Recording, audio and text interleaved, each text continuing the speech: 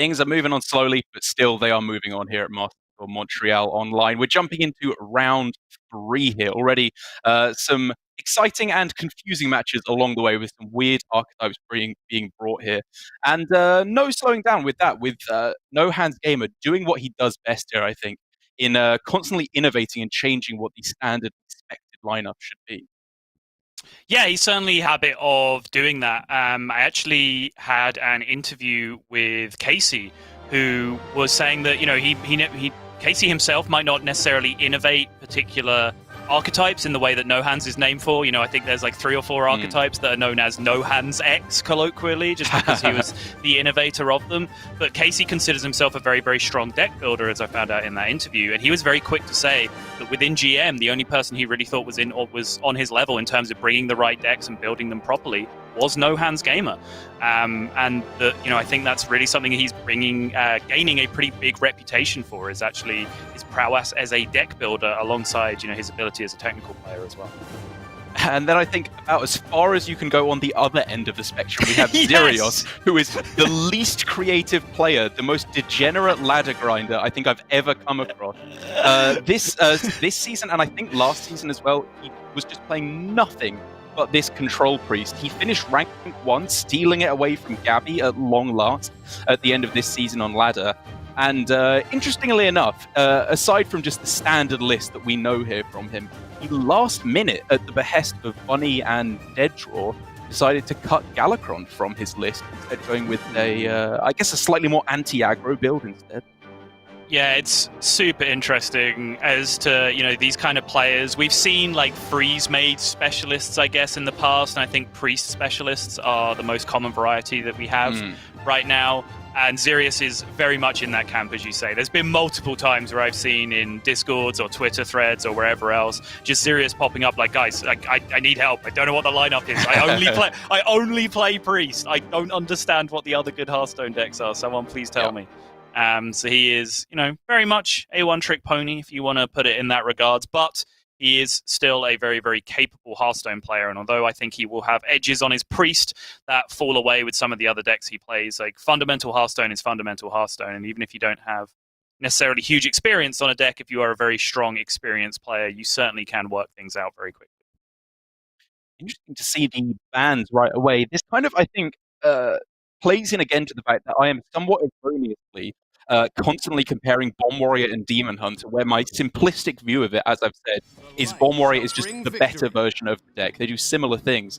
But here's Zirios banning away there the Demon Hunter instead. I guess clearly fearing something in particular from that. I guess with a bit more weapon destruction in his list, he feels he can target the Warrior, but he doesn't even have much of that at all. Yeah, the Warrior on the other side from No Hands is the No Hands Warrior, yes, though. Of course.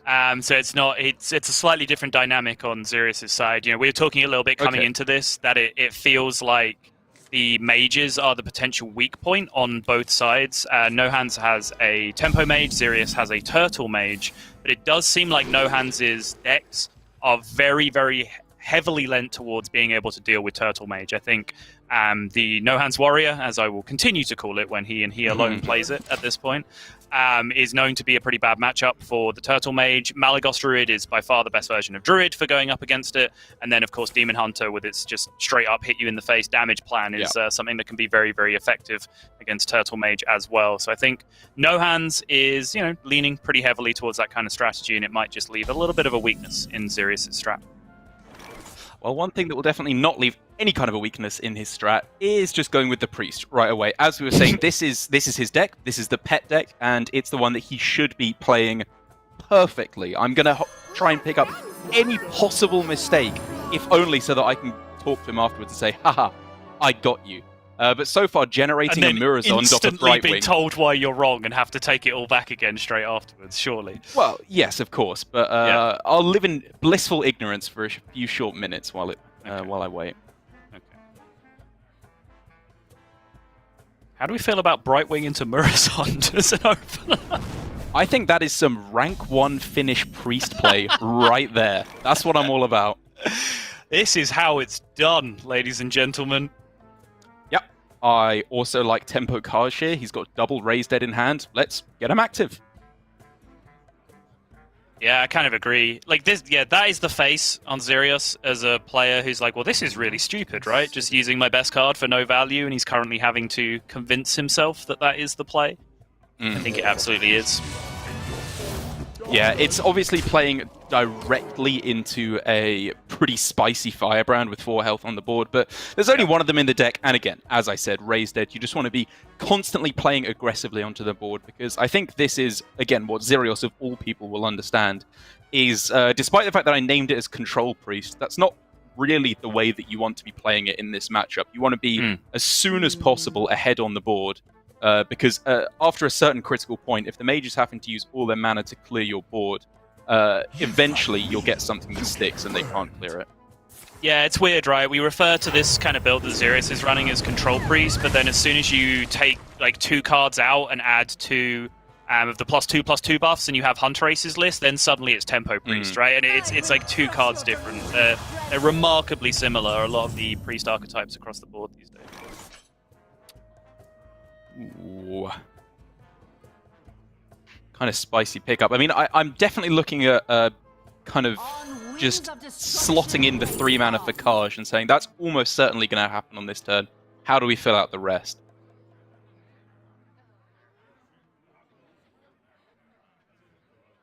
Draconic Studies is weirdly exciting here when you already have a generated Murazond in your hand, but it feels kind of hard to turn down Apotheosis when you're making such a sticky board this turn, I would imagine, with the Kaj, like you were saying. Like, that almost certainly seems to be happening, and then your board is very resilient to be able to land Apotheosis on.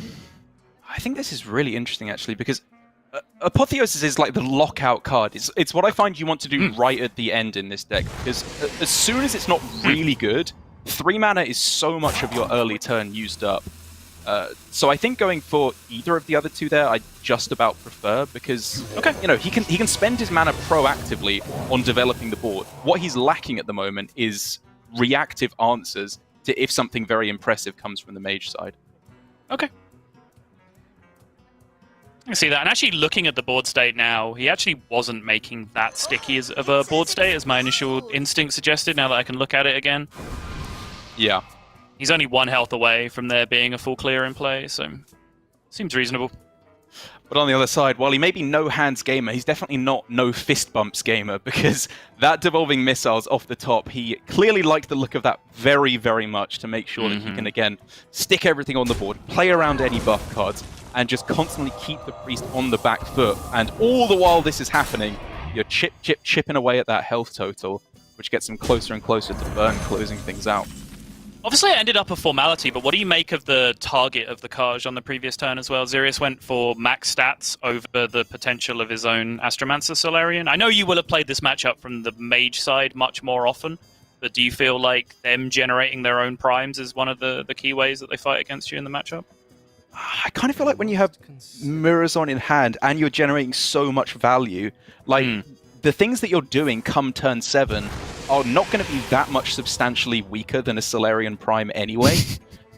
Just because of how disgustingly powerful, you know, stealing minions with Cabal, Acolyte, Cabal, Shadow Priest, Murazond, whatever. I just like max stat development. I think it's, again, Xerios understanding the matchup. You just get ahead at the start and you stay ahead. Okay.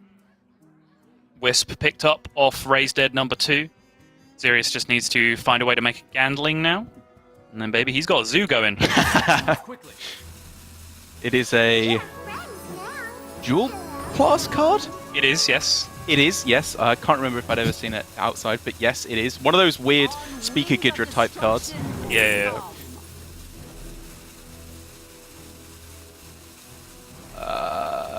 Okay, interesting again there, because you're approaching the territory where giants are going to start to come down. So Shadow of Death was looking pretty juicy there, but I guess with Zixor Prime, or sorry, Zixor in hand, you can just go for Zixor Apotheosis all in one fell swoop.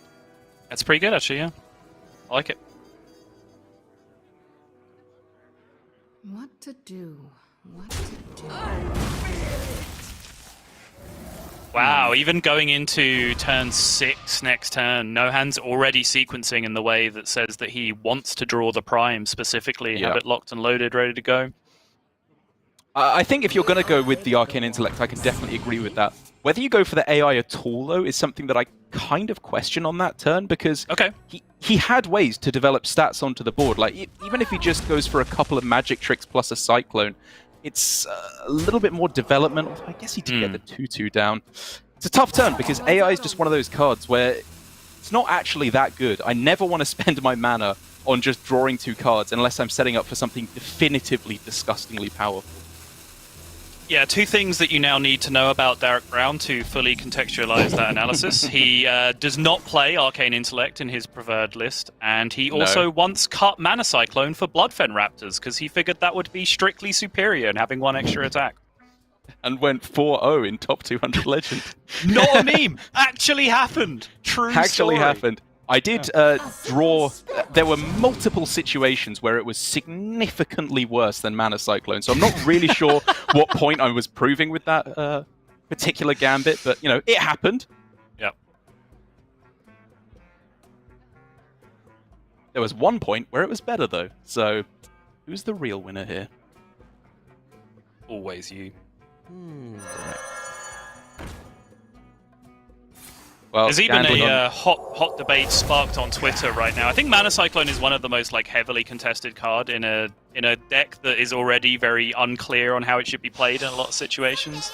The Gabby series that we just cast in the fill, there's a debate between Wabeka and Crane about whether or not Gabby should have played Mana Cyclone on a turn. He ended up playing Evocation instead, with both players completely adamant that they are in the right. The internet. Nothing changes. But one thing that is definitively disgustingly good here is the Sorcerer's Apprentice picked up. This is now the turn for No Hands Gamer. He, I would have to imagine, is trying to maneuver a situation where he can get down both the Cyclone and the Giant, which would involve here getting some cheap spells, which would be huge if he could. Yeah, it also now involves a board space as well, which is a little bit awkward. But either way, not really given the option. He's going to have to skip on the Giant this turn, but that's not the biggest deal. I'm sure he would have loved to get it down this turn, but he does also have that Conjurer's Calling locked and ready to go, so actually being able to pair those two together in the same turn isn't the worst thing. That was really weird. I was trying to figure out if he could get it so that if he played Mana Giant, there wouldn't be enough board spaces for Soul Mirror to clear it, given the taunts that were in the way, and I think he could have just about angled it to work, right? Yeah, Which would have been interesting. Can get it done by 1 board space, yeah. I think it would have worked. Yeah. I mean, I'm talking in hypotheticals here already, because even though the Soul Mirror was picked up, obviously nothing down on board, but it's kind of a tough spot here for Xerios, right? He's taking that chip damage I was talking about, so he does need to start locking down the board right now.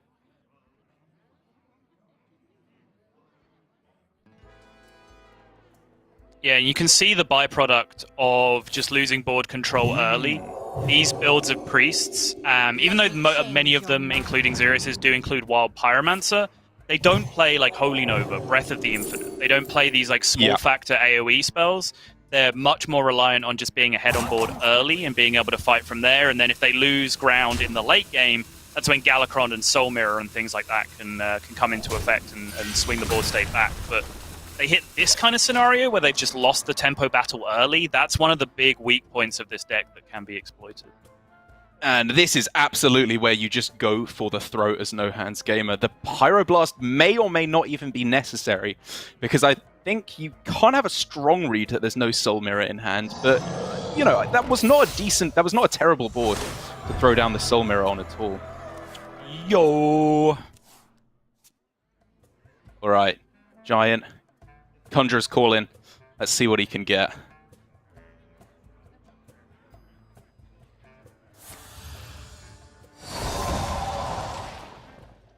Oh! Strictly nerfed! Strictly nerfed, Derek! It's happened! Willow. Pexis Blast can go face. I want that one. Can go face. I agree. On all fronts.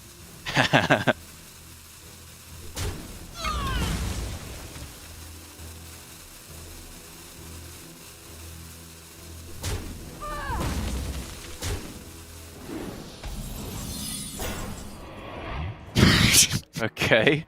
Good.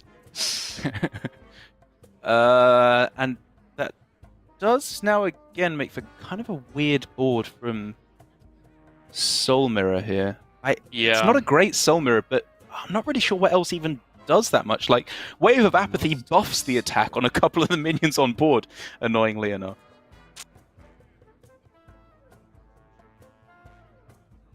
Yeah, this is very awkward looking still. Whether it's Soul Mirror, Wave of Apathy afterwards, just to stop panic mode, you would then start generating a bit of a board presence of your own with the Katrina. Is worth mentioning as well, not trying to be too results-oriented here, this Apotheosis could have been a Shadow Word Death Yes. picked off of the Cleric of Scales, which, again, it kind of plays into what I was talking about, that Apotheosis, in my experience, is the finisher card a lot of the time, whereas Shadow Word Death is more what you need in the mid-game to play against the big giant pushes.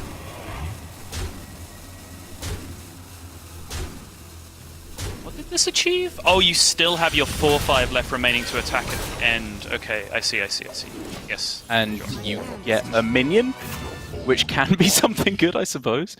Yeah, but there was the option, so he could have just traded into one of the 0/2s without buffing them first with his Cabal. And then, you know, the Soul Mirror pattern is roughly the same, but then he doesn't, you know, he misses an attack essentially with the Cabal.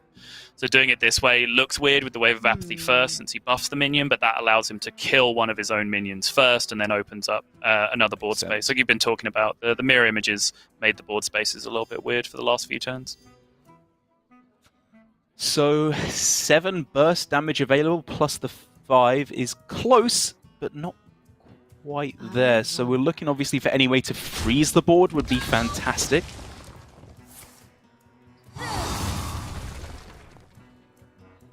Can we get an admin here? My opponent's playing the wrong mage. Yeah. Time runs out on me.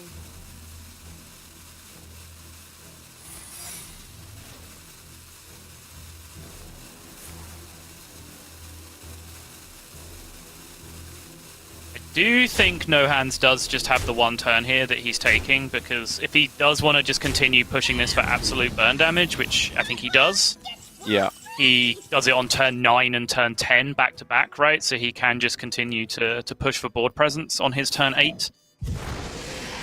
This, all of a sudden, though, is starting to get pretty big. There are some major plays that can be made now by Zerios. Obviously, Wave to neutralize a lot of the damage, still a turn away from Pyroblast. And the Apotheosis that I've been ragging on this entire game, all of a sudden, might just be the card that pulls him out of this dire situation. It looks like it's about to win the game, you idiot. Yeah. Again, this is what I'm saying. I get to feel like I'm the best player in the world for 2 seconds, and then it all comes together, and Zerios was a genius the whole time. Yeah. It's fine, Derek. You'll get your revenge soon. He has to play other Hearthstone decks in a second.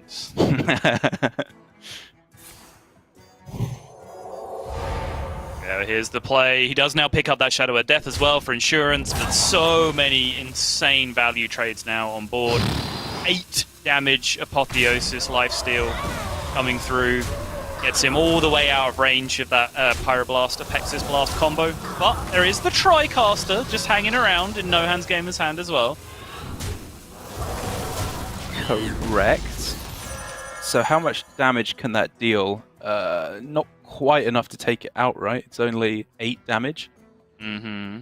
And he can't fit in a ping on the same turn, so he can freeze, obviously, the Katrina to stop the healing. Yes. But he needs to set up lethal at the He could same also time. He could dump some spells cheaply first, and then potentially just drop the Tricaster for the Cram Session combo to dig hard for the Prime in his deck, and just bet on that afterwards. So he has 9 cards in hand now. So if he goes Ray, he'd overdraw by 1, I believe. If he goes Ray, Tricaster, Cram, which isn't terrible, you know. You can just take that. I feel like he has to do something pretty desperate looking here, because it's a desperate looking situation. Yeah, loading up on the secrets. He can set up to do Obviously not lethal next turn, but dump some cards from his hands, and you'd have to imagine Evocation is probably where his head is at first of all, probably, to find that Frost Nova, and again, try and wrangle that 2-turn lethal. It's very fair. The majority of this board right now is just dead to Flame Ward, which was the first secret played, I believe. Yes, it was. And the question is really just, does Xerios want to make this a Mind Render turn? Because he can quite obviously make board space on this turn. No Hands Gamer telegraphed a Flame Ward. But he'd be giving his opponent a decent hand, you know, with Murazond, I guess. Yeah. It's kind of the issue, right?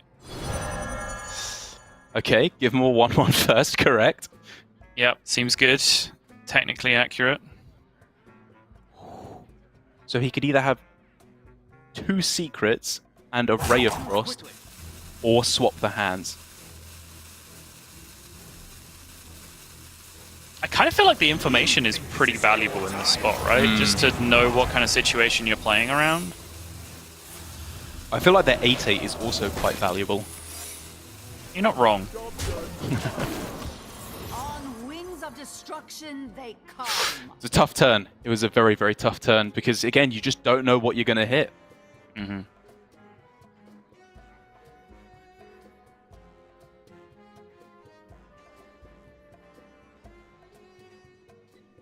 So he knows no Ice Barrier. He knows no Counterspell. I wonder. But he also knows he's just dead on board unless he does something to turn this around. Yeah. He has plenty of freedom with his turn, like you said, with the information from the secrets. Doesn't make any of his plays look particularly powerful right now. Oh man, I'm getting close to thinking it should just be like Rip or Evocation and try and find Blizzard or Frost Nova. Like, it's just too much damage. A Ray of Frost isn't getting there, especially with the Portal as well. Netherwind, yeah.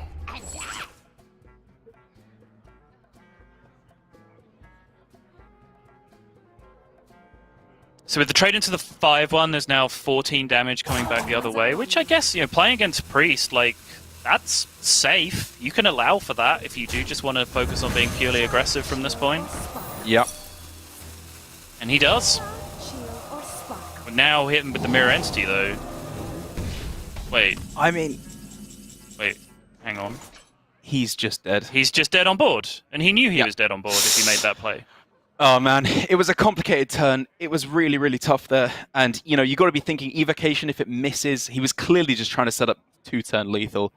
But I think on a couple of fronts, this falls apart, right? It's obviously just the fact that he's dead, which is the main one. But outside of that, it's also that healing up to 11 on the following turn probably would have just kept Xerios alive on the backswing. I'm so confused. I'm very, very confused by the end of that game. It was just heating up nicely, looked like we were coming to a climax, and then No Hands left himself with a play where he was dead on board. And then Xerios, who I think still had complete perfect information on what the situation was trying to work out whether it was lethal on board or not. It was a very weird ending. Yeah. The mage secrets do get very, very weird trying to play around them, especially when, again, you have the perfect information. I think, you know, for the most part, the thought was there correctly in the end for No Hands Gamer of trying to set up that 2-turn lethal where you set up for the Pyroblast, even if it is very telegraphed there. That wasn't the way to go about it. I think, again, just starting with a risky Evocation was probably your best bet. Or maybe, as you said, trying to get down the setup of drawing 4 cards with the Tricaster Cram session. It's a very complicated deck to play in the end game, and that losing there is a pretty big deal for Xerios, because as we were saying at the start, I think he believes that both players' weakest deck is the Mage. So if No Hands was able to sneak that past, he wouldn't be looking at a good spot, I don't think. Yeah, and I think that was arguably one of his best potential matchups to do so. I know a lot of the big Mage players do feel themselves in that matchup. They feel pretty comfortable overall. It's a little surprising, but particularly since the Priest lists have kind of moved away from Highlander with the extra clears available with Zephyrus and sometimes that one Plague of Death in there as well. It just does feel like eventually you get to stick some kind of board in the late game as the Mage when it comes down to it with the amount of threats that you can generate. So it did feel like a good opportunity for No Hands to maybe get one of his weaker decks in the series over the line, but we are now going to see Xerius switch away from his comfort zone, and he's going to move on to the Bomb Warrior, which I think, if you're going to play your first game on stream with, with not your pet deck, your specialist deck, I think Bomb Warrior is a pretty good one to go with. It's hard to go too far wrong playing Bomb Warrior, I would say. I agree, especially with this build of the deck, which has got all the safety nets you could possibly put in terms of making sure the weapon gets into play as soon as possible. You know, obviously, the double Wrench Caliber, double Horde Pillager to get it back to hand, all the weapon buffs you could imagine. The really interesting thing is just the fact that he has gone for the non-pirate variant, which I heard you talking about a little bit at the start. I'd have to imagine it's got itself a bit of a better matchup against the Druid than you'd get with the pirate package. Yeah, when you add in a copy of Coerce, for example, that helps you out quite nicely. Some of the other cards do kind of miss Druid, though. Sword and Board, Whirlwind, for example, not really great unless you're also going to run a copy of Plague of Death alongside that, which is not the case. But the extra copy of Coerce can be very nice because almost every version of the matchup against Druid, you end up Blade Storming one big minion if you don't have Coerce in your deck. So just having like a third effect similar to that, where you can just destroy one big minion and keep pushing face, I think is potentially pretty huge. All Wrenchy, though, already raring to go, potentially going like Coin Wrench Caliber into Horde Pillager on turn 4 afterwards. Just like the perfect start. It's exactly what you want to be doing in the matchup. And the onus all of a sudden definitely falls on No Hands to wrestle things back.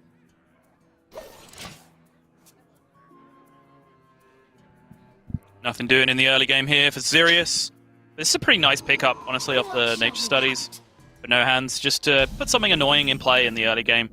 Again, this is probably more annoying against Xerius's build of the deck than it might be against the Skipper deck, but still. Yeah, I mean, for a couple of reasons. Yeah, for a couple of reasons, right? Because it is the fact that it can't be cleared quite so easily, and also just that chip damage, I think, is probably a bit more valuable against Xerius's build of the deck, because you don't have that big armor gain swing with Armor Smith and Risky Skipper. You do have a double Evil Quartermaster, which somewhat offsets that, but I think the point I'm trying to make here is quite clearly that No Hands Gamer is going for just keeping his health total nice and low, and then with Geppetto in hand, try and go for some kind of a huge burst. Yeah, I think the most annoying part here, though, is that it kind of demands Xerius starts swinging weapons into minions at some point this game, because it's quite hard to justify like coining out Wrench Caliber and hitting them in the face here while they still have 2 lifesteal minions on board, and that's very irritating. Can you really not swing face there? Like, you have Brawl. You deal 1! I guess you deal 2 with the armor, sure. Yeah, I mean, yeah, the lifesteal is kind of bad. They're like, I mean, my main thing here isn't so much that you deal damage, it's more that these 1/2s can start to be actively bad when you enter the Brawl turns. Like, if they just play a beast on 5, or play out the Guardian Animals on 7, you can just Brawl that away and hope that a 1/2 sticks. Okay, I think if that's your thinking, you coin out the weapon and don't swing it at all then, in that case. If you just want to leave them there for a turn and see what happens. Okay, that's fair. That's fair. I guess that does maximize damage. But I'm not even sure that line makes any sense when your hand is Wrench Caliber, Horde Pillager. Like, I think you just got to start swinging and clearing some minions, right? What can I ask for? I think this is fine from Xerius. Don't get me wrong, I'm right there with the, you know, what are you doing swinging this weapon into a minion brigade? But I think in that scenario, it's pretty justified.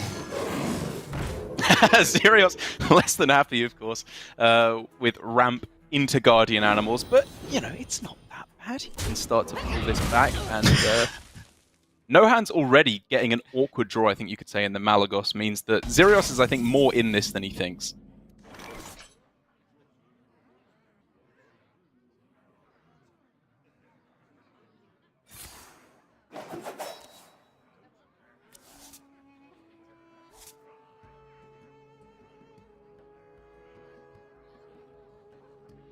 This version of the deck does upset me sometimes. Just because it always looks awkward? Yeah, it's just like, why are these cards in my deck? I'm just not a fan of Evil Quartermaster. It doesn't fit in the deck. I agree. Like, you are trying to go for more of the aggressive approach, but I guess the thinking is that when you're cutting the pirate package, you know, obviously you're making a concession to aggro there, or against aggro. Yes. because you don't expect there to be that. You're trying to go for just swinging face and beat the control decks. But you can't just have like a 0% against Face Hunter and Aggro Rogue. You need some kind of defensive maneuver. Whoa. Oi, oi, oi. He's dead. Pack it up. 1-1. Next game. GG. So the potential to get him down to 15 and then deliver an OTK is obviously what No Hands Gamer is moving towards now, but he doesn't actually have the first spells yet. No, he doesn't. But he is about to draw 2 more cards already just off this Twilight Runner and push more damage this turn, having already put his opponent to 15. Okay. Hey, Derek, you happy now? You happy now? So my thought process was, usually when you have these hands, you want to go for the line of one massive OTK, where you just play Forest Warden, Alexstrasza, and kill them all in one turn. But I guess against Warrior, that doesn't necessarily work, because they can gain armor. Yeah, they can gain armor, but they don't gain health, right? Yes. So you can Alexstrasza them to 15 at any point, and it's worthwhile. And also here, since he was already attacking with a 5/4 that turn, he just nets 2 extra damage by doing the Alexstrasza first. So I'm I on think this board. is all correct. And, well, there's that Coerce we were talking about, being able to clear up some of this board. But I don't think that is going to be enough on its own. Instead, looking at Brawl, I'd have to say, and just hope to hit one of the good minions.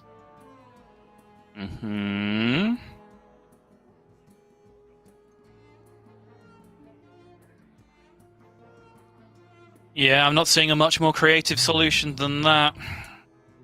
I mean, it doesn't win him the game. He just dies next turn. Yeah.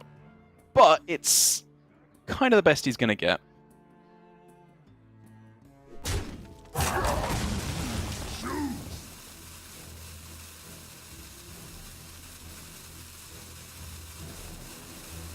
I guess you can just go Hero Power, Shield Slam, Coerce. That does clear the important minions. Sure.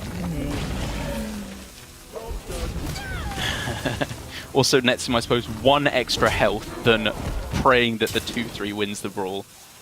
That's true. Like, I was wondering when this brawl would actually get value from this point, but I guess in the dire situation that Xerius finds himself in, he can't really be thinking about, well, how do I make sure my brawl gets value, because my Coerce is always going to be good. Like, he just needs to not die that turn, right? Like, that's probably very rational from his perspective. I would agree. And now with Malagos, Bloom, Omu. Bloom the Warden. Yeah, all stacking up very, very nicely. Easy peasy lethal for No Hands Gamer here, and just doing what the Malagos Druid does best. Yep. 9 from the swipe, 6 from the Moonfire, 2 more on board from the Alex if he needs it. Didn't even need the little cutesy interaction with the Breath of Dreams with his the Malagos in his hand. I think that's actually sequencing that would have ended up throwing the game, because he needed the Mally down first. So he finds the correct way to do it by just blooming out the extra mana to find the lethal, but pretty nicely done from No Hands Gamer. But honestly, you can't heap praise too much, because sometimes Malagos Druid does just kind of hand it to you, and it kind of got handed to him that game. Overgrowth into Guardian Animals, Geppetto hit double value, and he was able to get a maximum card draw off of his Twilight Runners as well over multiple turns. It's a pretty difficult deck to lose with when you draw extremely powerful openings like that. And Malagos Druid can feel very, very disgusting. It was just kind of one of those games. It was one of them games indeed. The Druid obviously was banned away from Xerios, so we are now left in a state where we have mirrors in terms of classes, but not archetypes at all. We have the Pain Warrior for No Hands Gamer, his baby. He created this deck in the first place, and it was the scourge of the metagame in the previous season. Obviously led Gabby to, I don't even know how many, was it 6 rank 1 ladder finishes since March we saw in his player card. Absolutely ridiculous. The heights that this deck has ascended to in terms of its power on ladder. Yeah, absolutely. And I personally was expecting it to be much more of a factor in the metagame this time around, because, I was kind of stuck in that old school of thinking where it's like, well, an expansion comes around, and it's the strongest deck in the existing format, and then it gets a powerful card in the form of Shield of Honor and potentially Lord Barov as well. Like, surely it's just going to be the best deck again, but that was kind of understating how much the rest of the metagame exploded around it, and it's just a completely different landscape where the power decks are completely different, and how many powerful strategies have come out that we haven't seen as much of it as some people might have expected. Yeah, I think that it's, like you said, it's more what is around it than what the actual deck itself that has changed, because if anything, it's got better, with Shield of Honor being an absolutely bananas powerful Hearthstone card. This is so perfectly suited for this deck as well, when you are copying minions with the Bloodsworn Mercenary and giving them Divine Shield. It's super powerful. But I do seem to remember that in the olden days of Pain Warrior and Bomb Warrior both floating about in the metagame, I did definitely like the side of Bomb Warrior a little bit more. It did seem to break down that way quite often, yes. But I think, crucially here from No Hands Gamer, I think, Shield of Honor in particular is probably an improvement in that matchup, where just having a Divine Shield as opposed to just extra health on a minion might end up being particularly effective against a non-risky skipper build of the deck on the opposing side. So I'm pretty interested to see where we land on this one. So weird trying to shift my head back to the Pain Warrior mulligans instead of the Bomb Warrior. Like, I'm just trying to think, oh, okay, Corsair, he can start swinging with the Wrench Caliber. No, wait, he can draw all his pirates instead.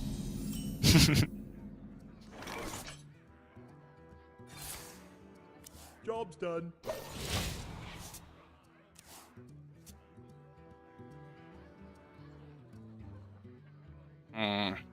Crucially here for Xerios, I think it's much more important for him to hit the Corsair cache than it is for No Hands Gamer. Like, it's very good for both players, of course, but so much of Xerios' deck revolves around hitting the Wrench Caliber with all the Horde Pillagers, the upgrade effects as well, and just trying to go for an aggressive approach right out the gate, I think is probably his strongest plan A in the matchup.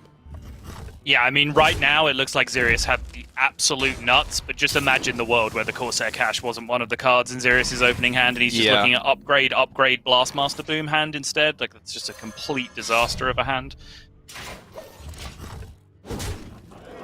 As it stands, he is just going to giddy up. This is going to be infinite damage being directed at the face for No Hands Gamer. Xerios just has to find the solutions to be able to keep the board clear while he's doing this, because even with the massive armor game that No Hands Gamer has available to him, I don't think he's going to be able to keep up with this damage output. I don't think he's going to be able to survive against it for that long, but I think No Hands Gamer's best approach here is his own hand is deceptively high on damage, actually, with both the Inner Rage and the Grom, the Korkron, the Rampage. If he can find himself a Bloodsworn Mercenary, this is very, very high outbursts of damage that he can put forward.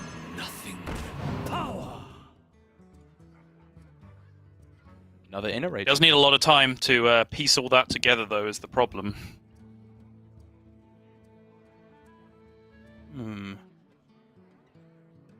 Is there any consideration for Boom's scheme here? Dr. Boom's scheme, except unironically. Yes. I mean, I'm pretty sure I have said the words that it's literally the worst card ever printed in Hearthstone before live on air. And yet, here we are, considering it, and he actually picks it here. Oh, look at us, Derek. Look at us. Who would have thought? Not me.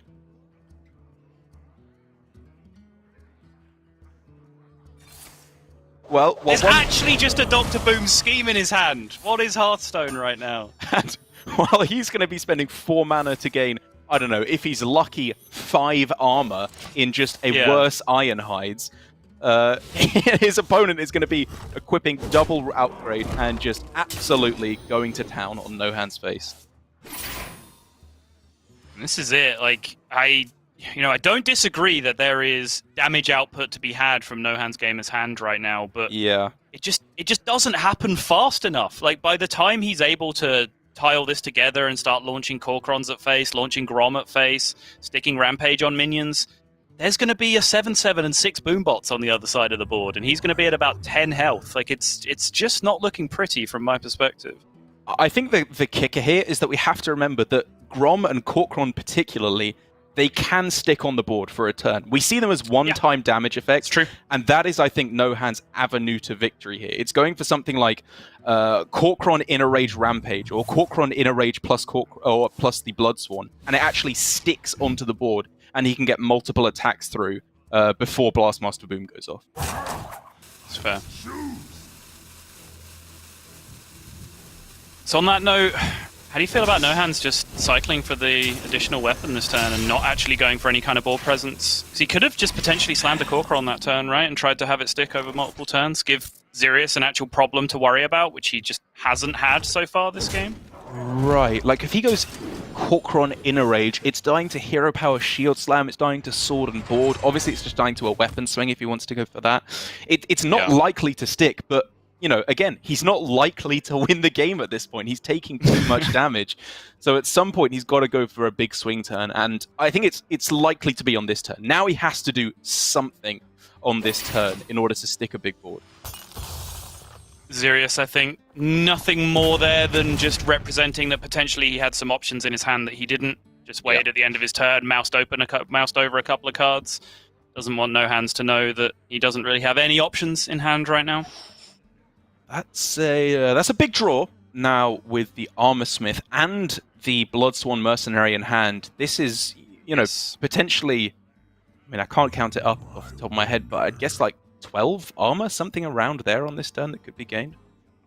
Mm-hmm.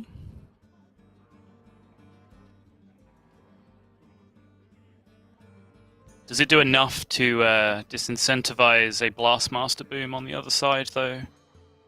I think that's question number one, is A, can Nohan's Gamer beat this curve into Blastmaster Boom, and if so, how? Like, no is a valid answer. I think in Nohan's position, you can just say, no, I cannot beat that card, it doesn't exist. Right. I think that's perfectly rational. But then the question is, what is the best answer to an expected Blastmaster Boom on the other side? Is it developing armor gain capabilities on this turn, where they stick around for a turn?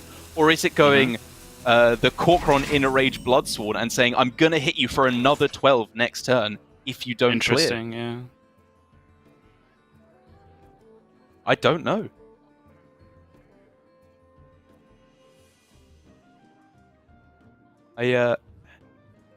Again, I'm trying not to let hand reading get to me here, because Nohan's could just be saying here, like you said, if he has the boom, he has it, and he's won the game. I'm not going to play too much around that. But this didn't feel to me at first glance like it was the most effective use of his mana, because it's a 5/8, which is big, and it's kind of hard to deal with, but I wanted to go more aggressive or more defensive, one way or the other, to try and survive the turn. This is pretty aggressive considering the combination of cards that he's held onto in hand right now. Because I think he was only something like 2 damage off lethal, which means he then has lethal outs with Shield of Honor, for example, off the top, if Xerius had just slammed Blastmaster Boom into that board. Yeah. And, you know, even with Blastmaster Boom in hand, it did its job, right? It prevented him from going for it on that turn. So I will concede to the Master here in no hands and say that, you know, it's an awkwardly statted minion for this warrior to deal with. Yeah. Failed to recognize that. No hands was 10 carding though, because he didn't want to draw bombs, so he actually did not have any lethal outs off the top. But of course, that has its own benefits. That's a very deliberate thing that No Hands is trying to do to prevent drawing bombs of his own right now.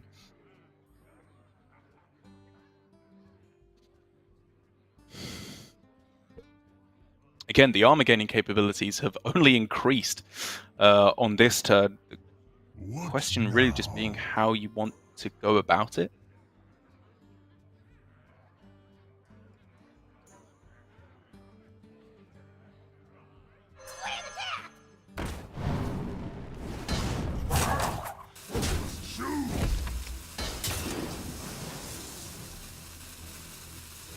Okay, makes one space in his hand, checks his lackey, so he is now back at the 10, and will have to stop here if he doesn't want to open his hand up to bombs, but that does not seem like any kind of winning strategy to me in the position that he's in. I feel like he absolutely has to develop to some degree. So reserved from him here. Like, I agree he can't just stay at 10 cards on that turn, but again, you have to imagine he's building up to some kind of big, impressive thing here. be it through, you know, Rampage on his Armor Smith and then copy that to gain even more armor on the following turn. Like, it's very possibly just, you know, one super armor turn to gain like 20 upwards armor in a turn.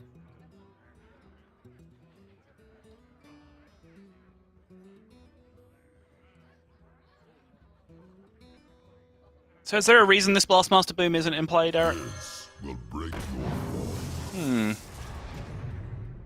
He's... Well, first I'm checking if he's afraid of dying, to which the answer should be no. I'm pretty sure there's nothing that can kill you there. Well, especially since he had Titanic Lackey on top of everything else, right? Yes, I mean, it would have filled up board space, right? Unless he wants to I play guess it there's first. nothing to trade into with the 2-3. Yeah, it's fine.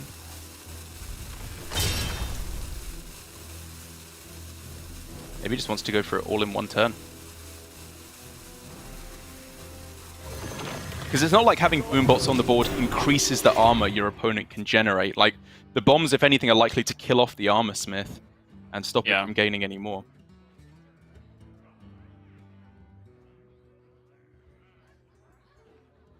I wonder. It's been a weird game.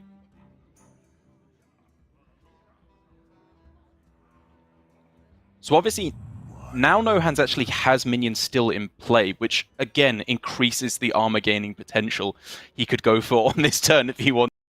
But I just want to get in his head. I want to know what is towards here. Alright, okay. looks like this finally is the Skipper Smith turn.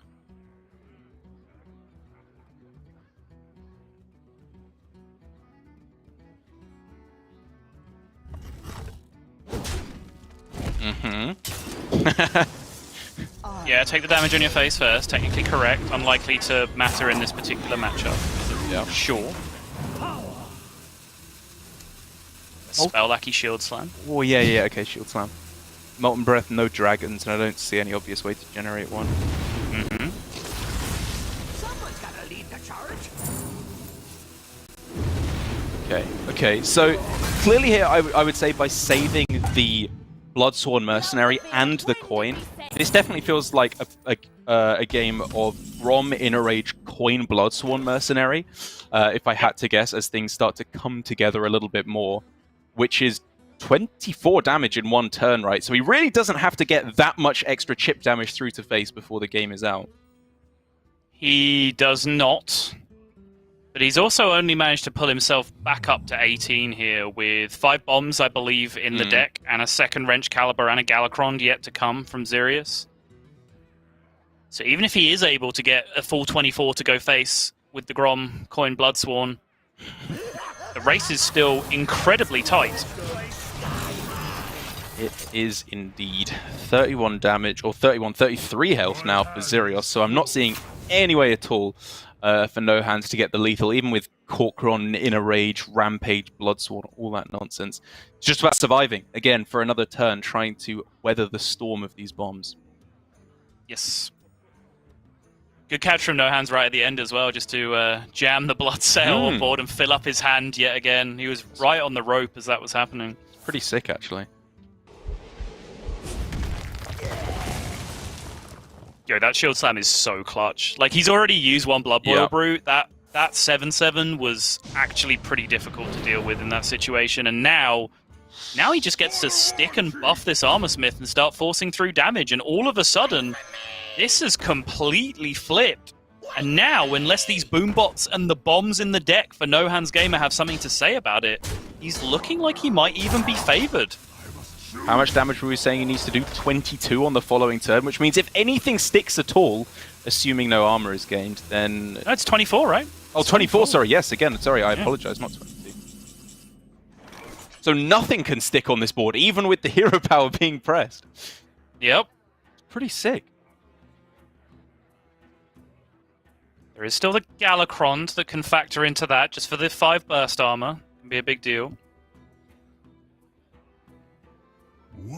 That Armor Smith is so troll, though. The fact that it's stuck around for a turn and got rampaged, it's just so much more awkward now. Which is, again, you know, a decision that could have been made by Xerios there to go Bladestorm, Wrench Caliber, Swing Face instead. Some of the time it just works out better this way because, obviously, you instantly win the game. Like you said, the Dr. Boom itself is quite likely to survive and connect face on the following turn. But it didn't work out.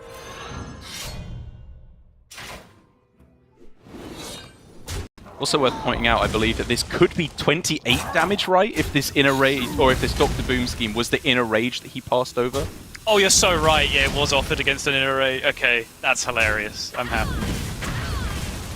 Oh, damage coming through. Damage coming through. Wait, it's just all going face? Okay. If you manage to trade the last two boombots there and actually get that damage to go face as well, as it stands, he's got his opponent all the way down to 5! Oh my goodness, that ending! And now the counter swing from No Hands with the inner rage coin Bloodsworn mercenary. 2 cards left in hand, the battle rage that he drew that turn, and that ever essential Dr. Boom scheme, Derek. I'm so sorry for doubting No Hands. Please forgive me. He's the king. How could I possibly doubt this man's gameplay on the Warrior here?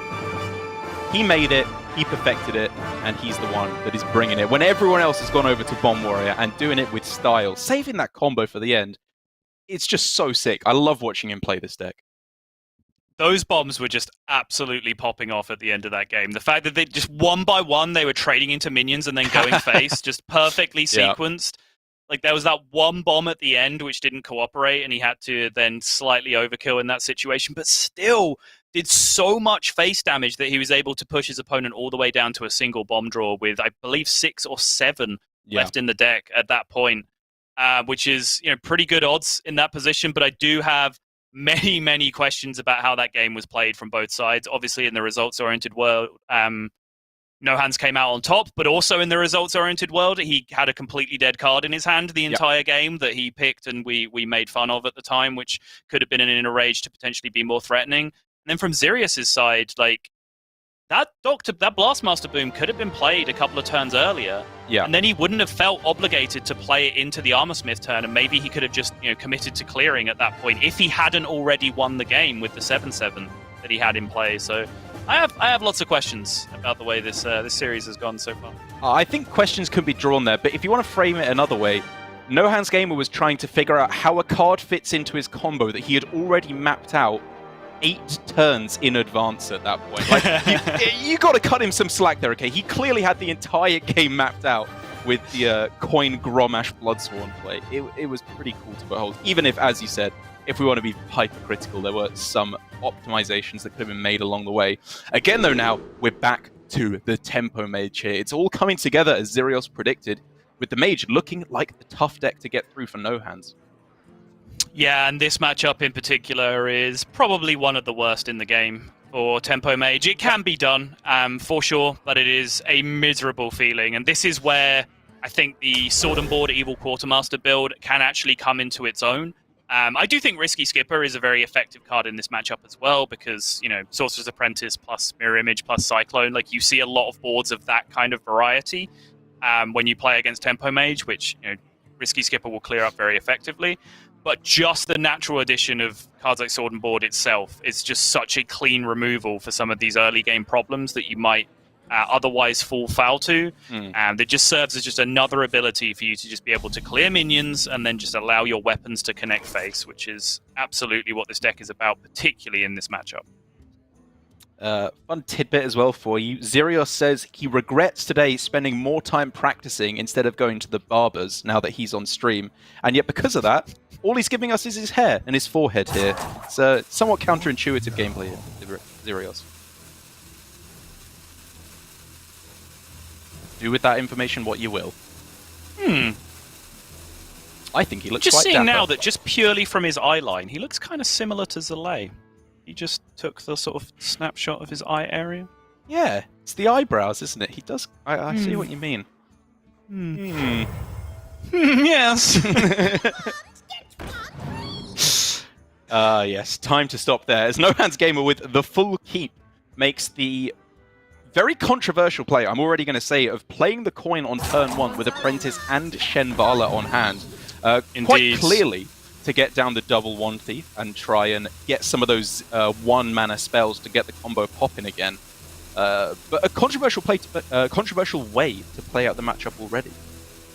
Yeah, I mean, plus side, it's a very aggro-y looking hand, and he's playing it very aggressively, going coin 1 into 1, but aggro curves with Tempo Mage just don't really pan out across a classic aggro philosophy, right? Like, they do have to be a little bit more fluid, but love that he's able to pick up a Frostbolt here. That's an absolutely key card for the matchup, especially if he's going to choose to play it aggressively. That will tend to initiate a race, and Frostbolt is probably best or second best race card in the game against Bomb Warriors and Demon Hunters, with the best being Deep Freeze.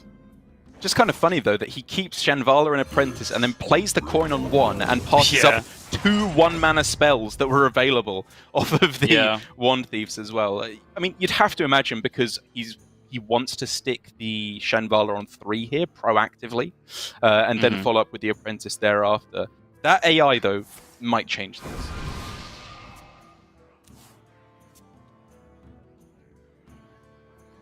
Alright, Spellwing's very nice here. Yeah, I think especially with the flow state on his deck, the Incanter's Flow being cast, then Arcane Intellect is pretty valuable there with his Shambhala Apprentice hand. And this is, so far, looking like... Never mind. I was about to say, looking like it might just be one of those games for the Bomb Warrior, which does happen, but no, Xerius is in business. I mean, this is the moment where we have to be imagining that in Xerios's very unkempt head, he'd be thinking, why, oh why, did I keep the Evil Quartermaster there? I should have just full mulled for the weapon and Corsair Cache, which, again, I think is something to talk about here. It's not a bad card in the starting game, but it's not the winning card in the early game. Yes, I would agree. Help? Admin? Mana Reservoir is an elemental, in case you get the side quest. That's usually the optimistic way I look at it. Okay. Malagos, obviously... Malagos is a 4/12? Yeah. Is that an optimistic way to look at it? I mean... Okay, already I'm getting a little bit late game thinking here, but he is going to generate an Arcane Missiles, and I have multiple times gone Malagos into double Arcane Missiles on turn 10. When you're able to get it down, of course, to 8 mana due to the Primordial Studies. I think it's probably the correct pick here, just because the other two were so poor in the matchup. Yeah. I'm kind of on board with that line of thinking. This hand just starting to congest a little bit. Yeah. One maker can help out. Lab Partner was in his deck, so he's not going to be able to get down the Giant on this turn. Oh, okay. Okay, now we're talking. Let's clear this hand out. Well. I mean, just Frostbolt face? Like, just dump it, right? Yeah. He has a Wrench Caliber in his hand. It's as effective now as it is on any other turn of the game. Like, you might as well just get it done. You can argue that maybe this is like a Barov or a Brawl turn for your opponent, and that you aren't actually preventing them from swinging the Wrench Caliber, but I'm pretty sure this is still a Wrench Caliber turn for the opponent in most scenarios. Yep, just still is. Brilliant.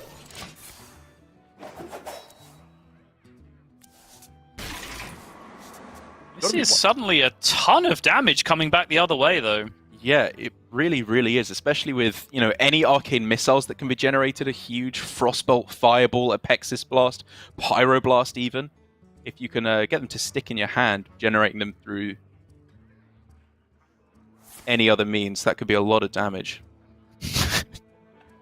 Just hear Derek's brain ticking there. Name any other mage card that gives you... What's the name of the card? The 1-mana mage spell. Tome of Intellect. I always forget that one. Yes, okay. That's the one. Yeah. Messes with my brain.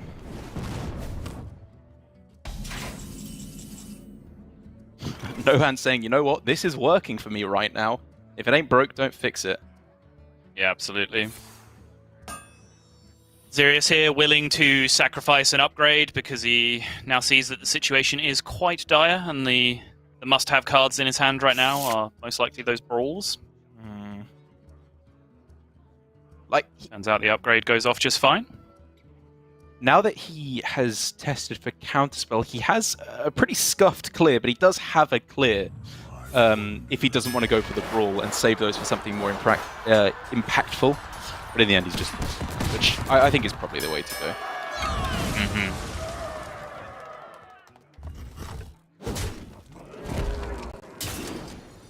Finally! Sirius gets to do the thing. Yeah. Swing his weapon at his opponent's face.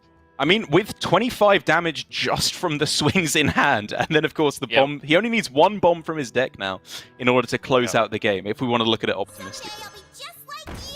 I mean, the amount of games I've won with Bomb Warrior without my opponent playing a single bomb and without me sticking a single minion, like, it happens very regularly. Yeah. You just get there with the weapons. It's so much damage if they don't have the weapon removal to be able to fight back against it. It's going to have to get there fast, though, because if No Hands gets any kind of a reasonable evocation here whatsoever, Xerios is in Trouble Town. Okay, missiles for 4 is nothing to sniff at here either. That looks nutty.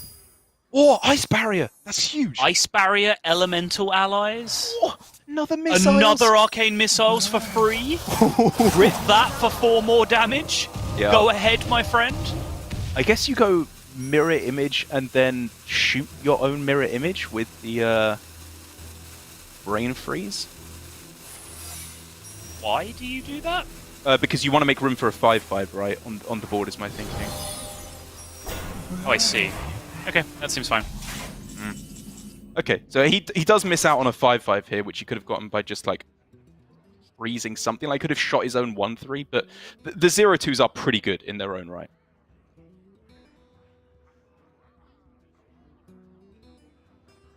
Yeah, I think the most important part of this turn is that even having just seen the first Brawl, he doesn't have a Giant on the board right now, which I think is correct.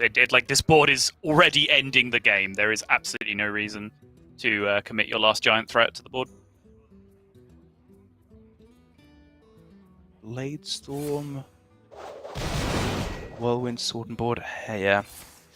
Best to just test for the Counterspell, then clear it up the old-fashioned way with the Brawl. Yep. And the Mirror Image versus 5/5 dynamic could actually have big implications here with that Brawl coming down. Ends up being largely irrelevant with the Sorcerer's Apprentice surviving instead. Hasn't tested for Spellbender yet. Nope. Which could be disastrous, but he can still Sword and Board and then Kobold Lackey afterwards if he needs to, right? Fairly clean to me. I guess that would add a 1/3 to the board if it was Spellbender, which could actually end up being relevant when he's at 8. Yeah, good point. No Hands wants any kind of value he can get his hands on here at all, and Ice Barrier really isn't it right now. It's a decent card to get in the matchup, obviously, but he's trying to get a proactive win now. Yes.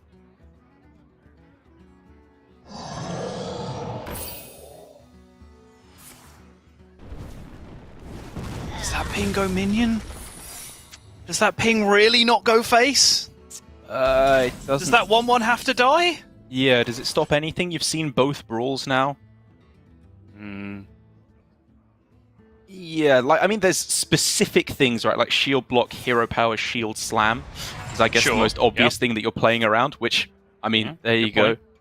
I mean, I'm sure you can come up with many other things that it's good and bad against. I probably would have just pinged face there in the end, so I agree. This barrier again. It's giving No Hands Gamer time, but what is his time progressing him towards at this point? Like, his hand looks so dead. It does. It really does. What can he actually piece together over the next coming, 2 or 3 turns at this point? Because that's still pretty much all he has, even with this giant health total. Xerios, I think, can start to put together a fairly convincing case for Malagos on this turn, because he obviously knows that it's a card off of the Primordial Studies, and he knows that it's not something that you just throw down with a giant there. Yeah. Which means anything but Deathwing, really, on that last turn from Xerios, because now he knows he can just respond with the Deathwing of his own. If he has Mirror Entity information, which I'm not sure he does. Yeah, I mean, Deathwing or just the course as well. Plus Shield Slam can clear it up. Yeah. This way gets you a 12-8 though, Derek. Sign me up.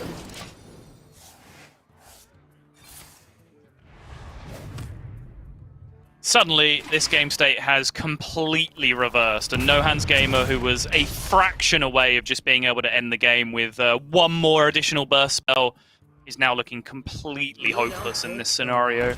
Okay, evocation again. Okay. No, That's something. If he can get scrolls. Solarian.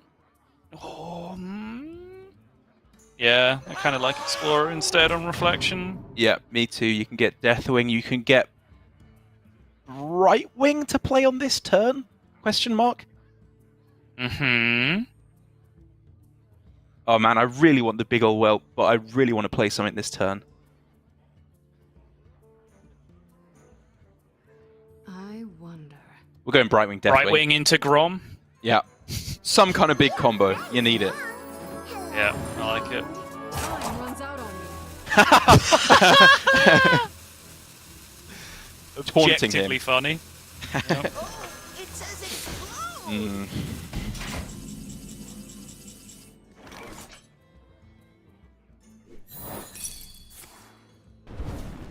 Boom. Goes the Vaporize.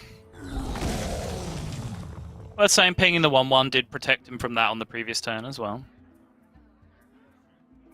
Good point. Having Yeah, the Vaporize activated by his 1/1. that's a good point.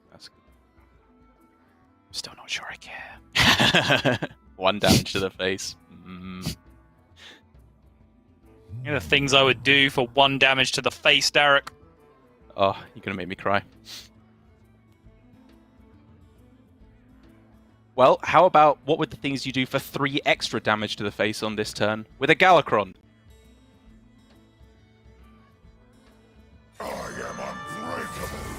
Then just throwing all of... Well, I mean, you can just go Hero Yeah. Power Sword board, right? Does this board necessarily... I mean, killing off the 2/3 is kind of a big deal to play around Cram Session. yes. Is exactly. probably the big thing. I feel like the 2/3 has to go down. I was curious as to whether it was just like Shield Slam, Sword and Board this turn, which, okay, it is. It is just still alongside the Galakron. Okay, fair enough. And again, when you have Blastmaster Boom in turn, my big counterpoint was going to be, what if they got a big threat? What if it's, I don't know, Gruul or Deathwing or whatever, you know, just a big idiot that he can throw down. Then you play Blastmaster Boom and you win.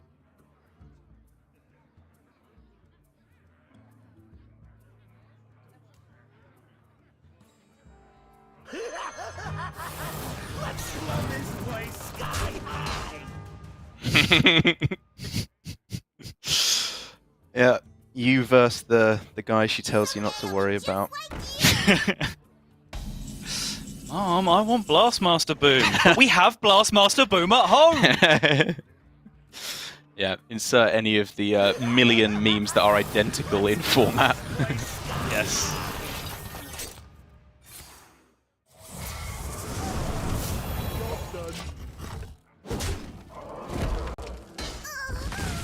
There is literally not an amount of money in the world that could have stopped me from going face there. I don't care about anything. I don't care about a single gosh dang thing. That's great. I struggle to disagree. You win. None of it mattering here. Mana Giant making no difference. And Xerios equalizes the series at 2 games apiece. I'm sure you can see the combi in that situation there, as he is just a single game away, as is obviously No Hands as well, from going up 3-0. And I think it definitely means different things to both of these players, obviously with No Hands already having that spot in GM. Whereas Xerios on the other side, I mean, usually with players who aren't GMs playing in these Masters tours, I say it's all about getting that spot in Grandmasters. I think, honestly, for Xerios, he's just one of those players who wants to prove he can win. It's not about anything that comes after it. He just wants to show to Bunny and Deadraw, all the guys he's been practicing with, that, you know, he may have taken some breaks from Hearthstone along the way, but he's still up at the top in terms of his knowledge and gameplay.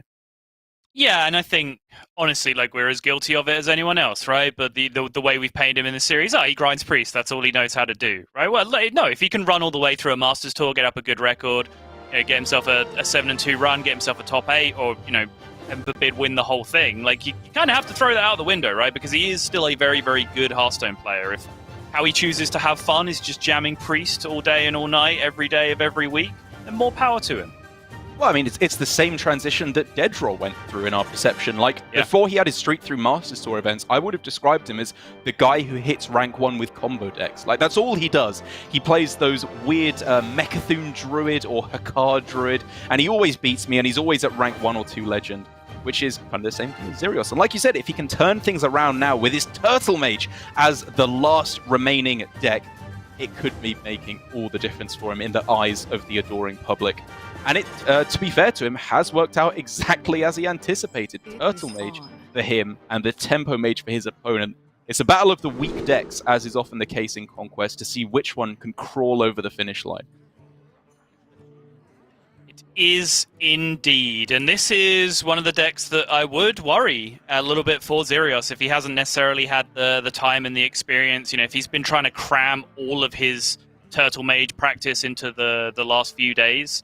And it might just be a little bit difficult for him, because we've already seen even a player of the caliber of Hunter Ace early on, like, frankly, making a complete mess of a Turtle Mage game, which, you know, he still won because he was in such a favorable position with the deck, and that's kind of how the deck works. Once you get into a favorable enough position, it's kind of hard to throw it away, but he seemed to have very little idea what he was doing in certain scenarios, and it is a deck that you do need reps on. Like, you can't really theory craft this deck. A lot of it is pattern recognition and just learning through repetition and just recognizing situations and how to adapt to them. And I do think, if I had to be honest, I haven't talked to Xerios too much specifically about Turtle Mage, but my best guess would be Deaddraw told him this deck is busted, and he said, Deaddraw's a good player. I'm going to stick this in my lineup because I'll probably win with it. He has been testing it a little bit. I believe I ran into him on ladder playing this deck. But again, like you said, this is not the deck he's been grinding with time after time. And if he ever was going to struggle in terms of the matchups and his gameplay, I have to imagine this would be my best guess of where he stumbles. Right. Having said that, though, this is a pretty premium starting hand, right? With the coin imprisoned here, looks very clean to me.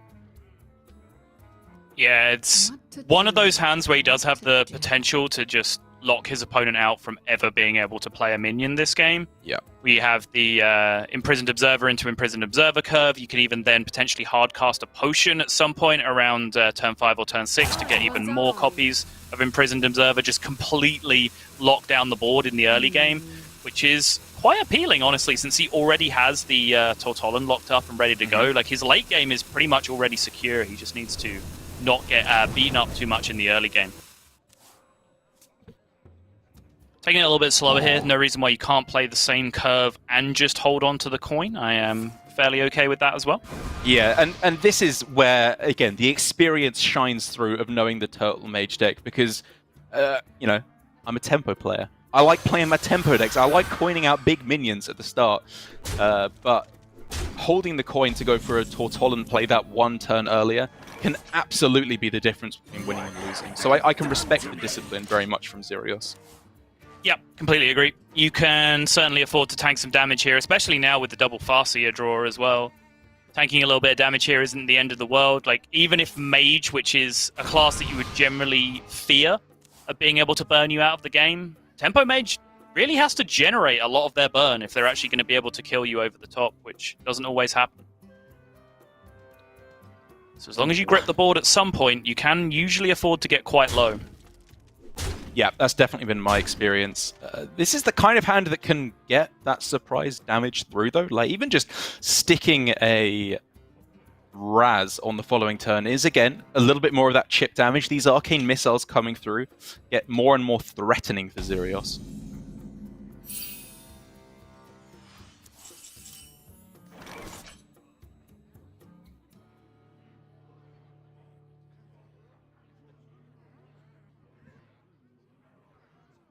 What have they done to me?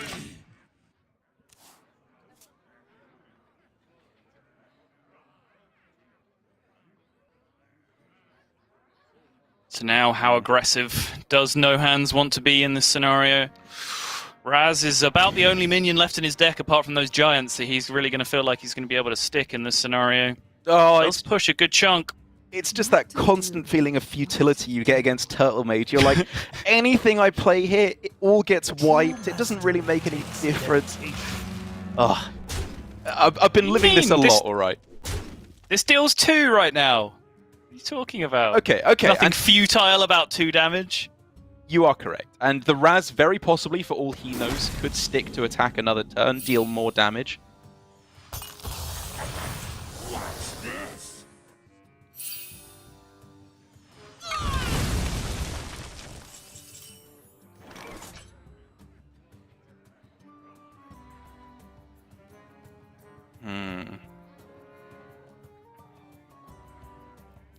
Well, it's not clean for Xerios on this turn, because quite often in this metagame, you will experience how bad it feels to play the Jandis straight into a Raz turn. So I can respect holding off for this turn.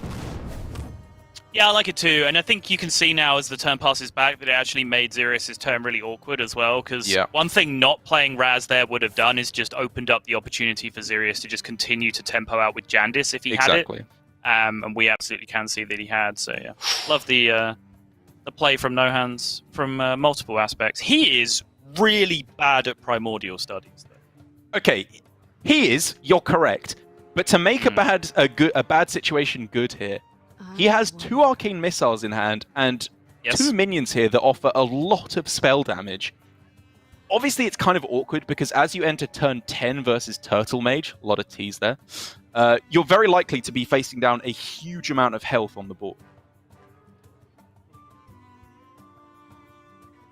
And so I can respect going for the Tricaster instead, because, I mean, quite obviously my thought process here is I want to get multiple missiles to the face and try and piece together a kind of budget Pyroblast.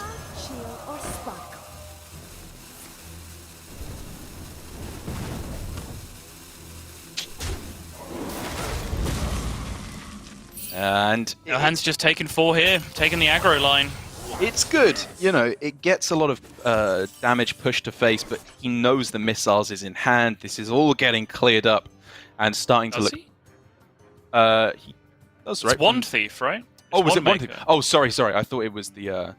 I think it is, yeah. Okay, sorry. I apologize. I thought it was Violet Spellwing. Well, in that case, it makes it a lot more amenable.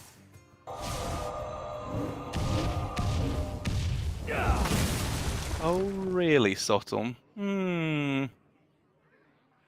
Was it Violet Spellwing? I looked away. It was.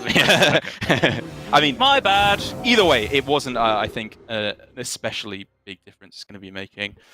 As now, Ogremancer coming down for Xerios is probably... I mean, okay, so my initial reaction is obviously that's insane versus Tempo Mage. Is there any way you can go for kind of a board locking line versus the Turtle Mage and get there that way? You can. I mean, it's certainly... You're on the right track. Like, the deck is so bizarre in what it does that, yes, actively, like, generating a board full of 2/2s for your opponent is something that can potentially be a downside for them, but you then have to also freeze their full board of 2/2s for every turn for multiple turns, because otherwise they still have a board full of 2/2s, and you can't just let that stand over the course of the game, right? So, still think it might just be reaching a little bit. It's just not there, is it? It's very optimistic, but it's likely actually to just be the highest win percentage minion most of the time generated off of Jandis, outside of, I guess, Earth Elemental a lot of the time. But it's right up there and absolutely devastating here. Completely shuts out the spell line on No Hands.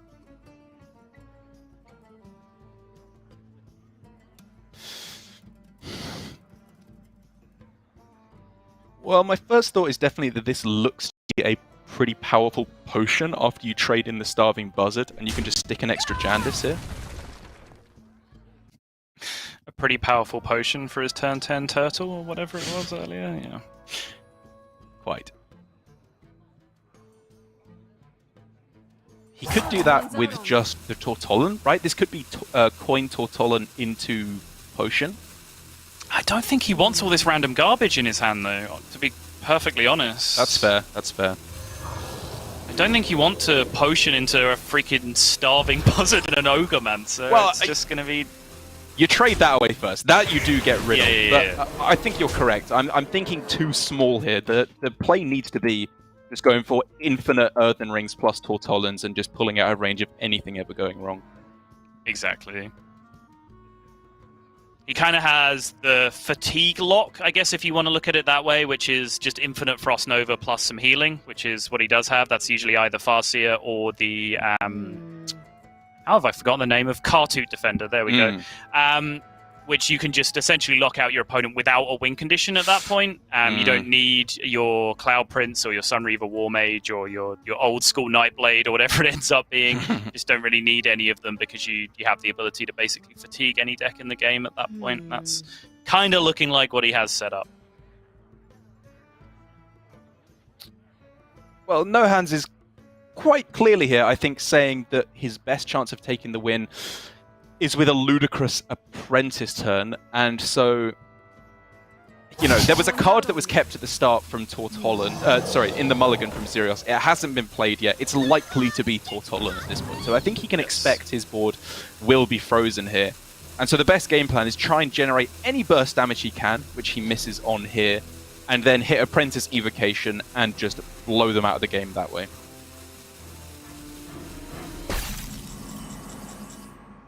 Alright, I'm on board. Sounds like it might have a single-digit win rate, which is about the world he's getting into at this point. Agreed. Xerios playing exactly into what you were talking about here. He does not want any of this garbage, just making sure there's no chance of it going wrong for him. Apparently, he does want infinite Ogre-mancers. I mean, for meme points, 10 out of 10. You know, great job there, buddy. I can respect it. Yep.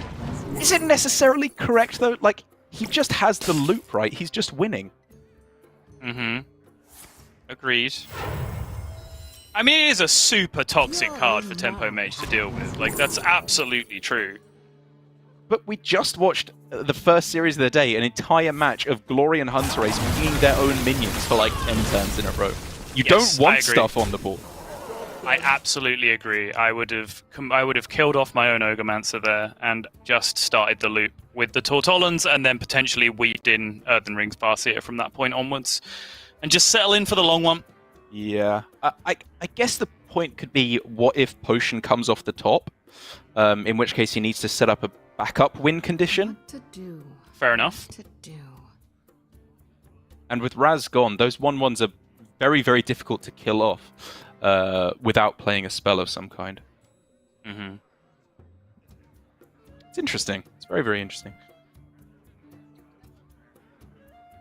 Does No Hands have a Prime in his deck at this point? I'm not sure he does, right? I don't think we've seen an Astromancer so far. Not to the best of my knowledge. Certainly didn't come off the studies, because No Hands is bad at studies. Because that's something that I would be fearful of, right? Because that's a way this board could then be blown up without using spells. But when you sort of frame it like that, I'm kind of on board where I think Xerios is willing to suffer having these additional Ogre-mancers in his hand, just to be able to continue to threaten lethal with the scary board that he has right now. I think that's more where his head's at. Man's Gamer on a hilariously futile effort here of going Ray of Frost the 2/2 that came off of Ogremancer, which is a frankly hilarious play to make because of how little it achieves. It's objectively quite funny. Oh, but there it is! There's the second potion! There is the second potion indeed. The combo's dead. Which is obviously not to say that Xerios has lost the game, but the infinite potential just disappeared. It did. So now Xerios has to end the game himself. He can't just continue to infinitely loop No Hands out of this game. It does make things interesting. It might be a reason now to actually play the Polkelt, so that he can get himself a Blizzard in his hand, which helps him end the game, both with Sunreaver Warmage dealing damage and just having Blizzard in your hand, because it's a potentially good card. Yeah, that was definitely my first thought. It means that you have to spend next turn... I mean, it's just fine, right? You can still just play the Tortollan for Blizzard, or Frost Nova, and then survive until you get it. And I think I like it. There afterwards, Sunreaver Potion, deal a bunch of damage in a turn. Yeah, I do like this though. He wants to cash out as hard as he possibly can. He plays the Farseer to make room in his hand, and that allows him to just get maximum turtles out, get them in play. Deal with the board, push 6 to face, continue to threaten lethal for the following turn. Oh yeah. But now, No Hands has seen the animation. He saw the 2-card animation that turn when those latter turtles were played. Might just be piecing together just a little bit based on the fact that it was Blizzard into Blizzard and not additional turtles. This might just be a double potion hand on the other side that he now has to beat. Yeah, he doesn't have perfect information because like one Frost Nova has already been played and there is still a Tortollan in hand, so the infinite combo from No Hands' perspective is potentially still available. But your point stands. It's something that No Hands needs to factor into his game plan now.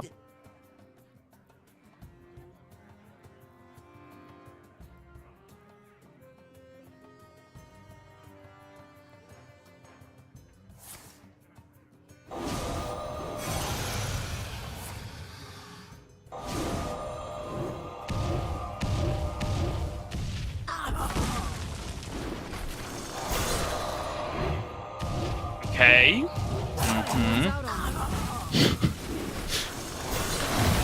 Well, that's most cleared up, and of course, most of his hand cleared up, because getting rid of all of these cards is kind of just good for No Hands for the most part. He has to rely on this evocation to deliver him the win next turn, or at some point coming up before he loses the game. For sure. But now these extra 1-mana Ogremancers that Sirius has got hold of has actually started to give him an alternate win condition, as you said at the time, with the double potion draw potential. Yeah. I can respect it a lot there from Xerios. I mean, the biggest tragedy here for him is the fact that he lost his Earthen Ring potential. That was really what I think he was trying to hold on to, because now the burst route is still very much alive for No Hands.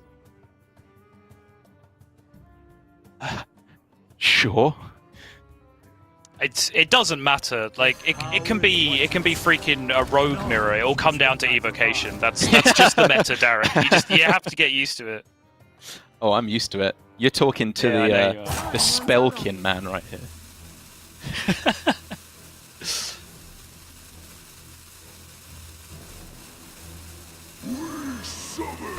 Yeah, get him. Oh my god. Wait, are they all coming? Are they all coming out?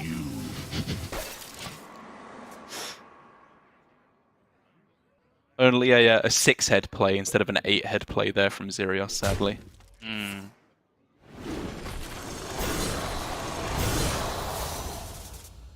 Yep, smooth sequencing yet again from No Hands. Doesn't want to miss that one. Gets that done first before he rips the Evo. Oh, he's got Fireball, Frostbolt, Blizzard, but he's 1 mana off from being able to do that. He's obviously got Flame Strike Ping if nothing better presents... Oh, well, it's got spell damage, so Flame Strike is just as clear. Yeah. Flame Strike's just GG. I mean, it's just a board clear. But even then, like, the Fireball Frostbolt is freaking 11 damage, right? Like, plus the ping.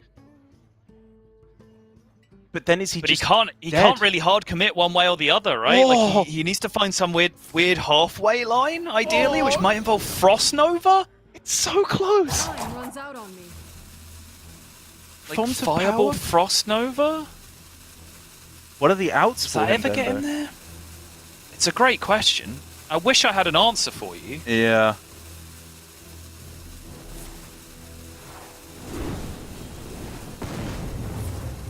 Alright, he's not going for the clear. He's committing to just the burn damage route, you'd have to imagine.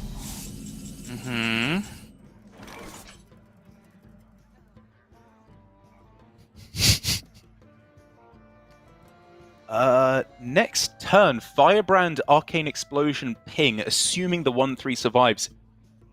Is a clear, though? So, having said that, this actually isn't necessarily purely the burn damage route. What to do? He can win back board.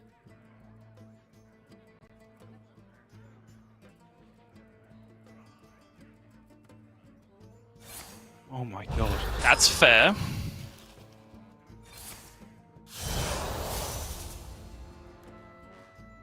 There's the clear.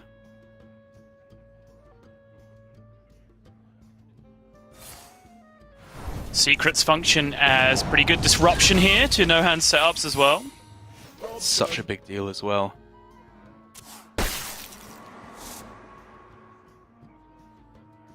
Oh! One thief! Oh! Oh!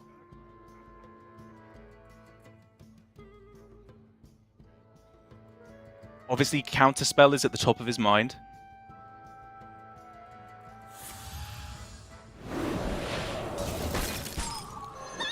Ogre-Mancers do nothing. Oh!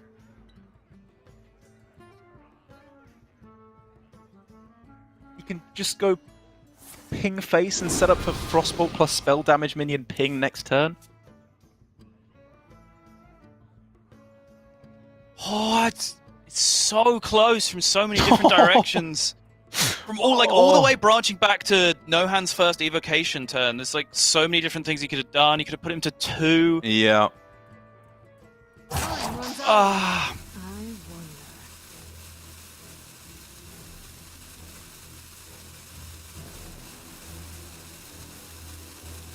But I mean, on the other side, Xerios knows that his next draw is Blizzard, right? Which means he's guaranteed a double activation of Sunreaver.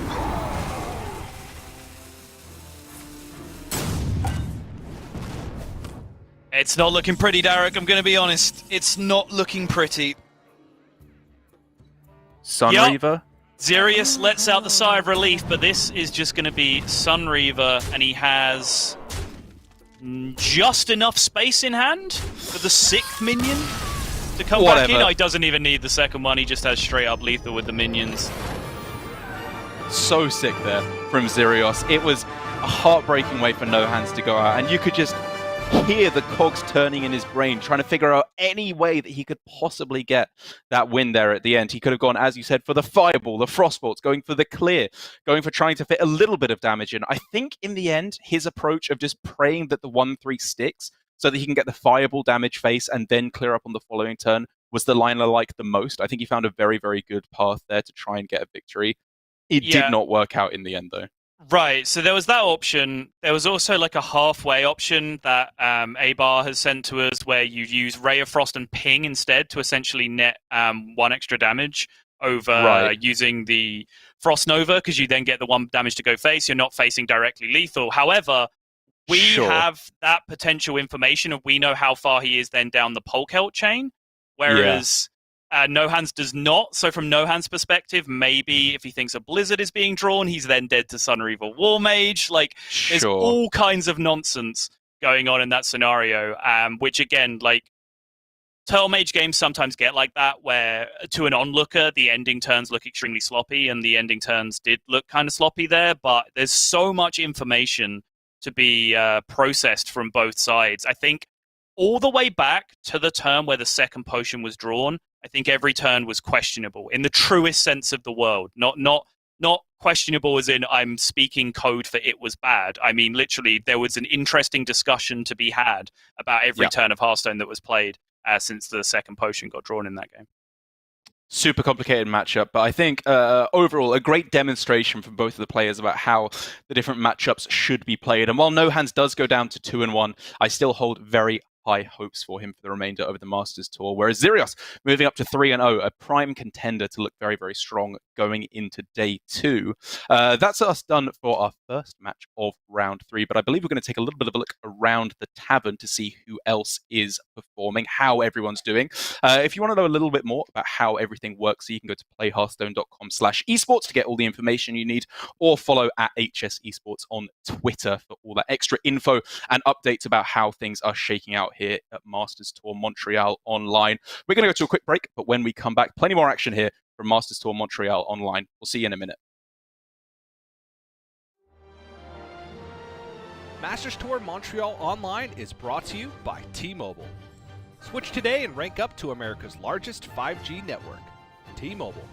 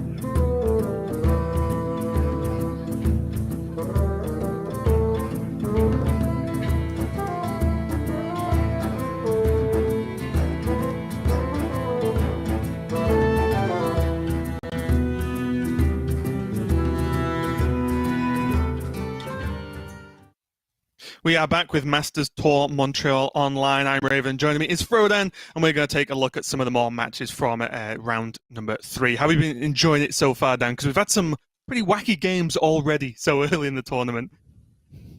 Yeah, we've had a lot of really interesting matches back and forth, but round number 3 is wrapping up. We saw some players who are considered to be the favorites, like GMs, doing very well.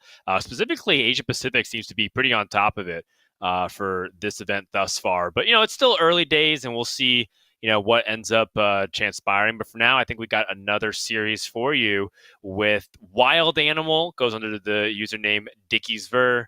We're just going to call him Wild Animal, I think, because that's the name he streams under, and I think it's easier rather than butchering his username repeatedly. Yep. And then Insane, a player that has been pretty consistent in Europe for quite some time.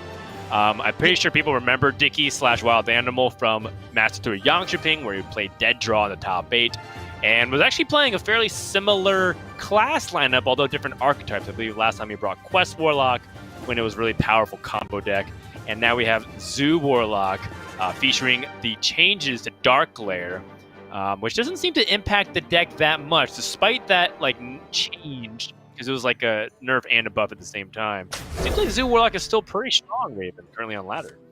Yeah, it did surprise me a little bit that people are playing it, but I think it's more of a reflection on what the meta looks like overall as we go into this game number 2, because it's yes, they don't get to do the insane, high mana spend Dark Glare turns anymore, because they only gain 1 mana per self-damage effect, but they're still Zoo, right? They're still doing the Zoo things of the pretty big bodies early on in the game, the high aggression with high card draw, and I think right now in the meta that's just enough, honestly, especially with some of the decks going a little bit slower.